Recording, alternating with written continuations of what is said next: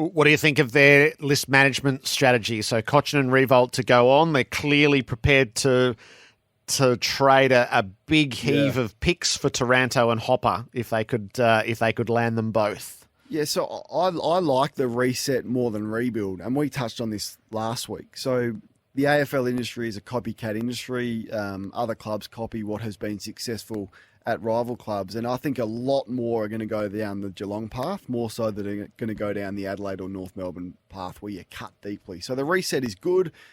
It'll be interesting to see how the midfield dynamic works, because I think what has been successful this year is real run and speed through your midfield. Geelong identified that they didn't have a lot of great runners in their midfield, so they go and added elite runners. Sydney have done it through speed and class and ball use through their midfield. Melbourne have a big, strong, powerful, young midfield in their prime. Fremantle is the same.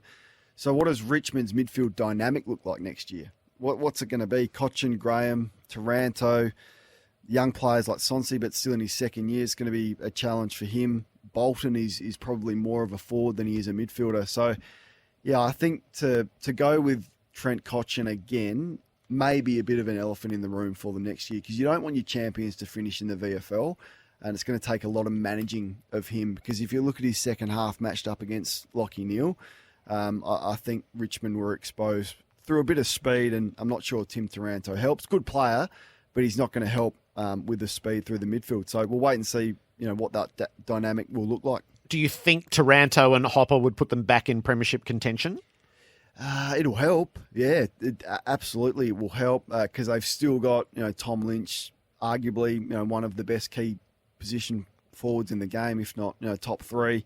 The back line is pretty solid. Yeah, so I think they're well coached and they have a game plan.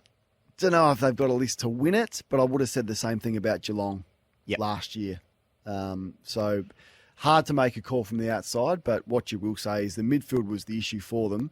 Hopper and Taranto addresses a giant need. Of course, the big talking point is Dustin Martin and how invested he is in his football from now on.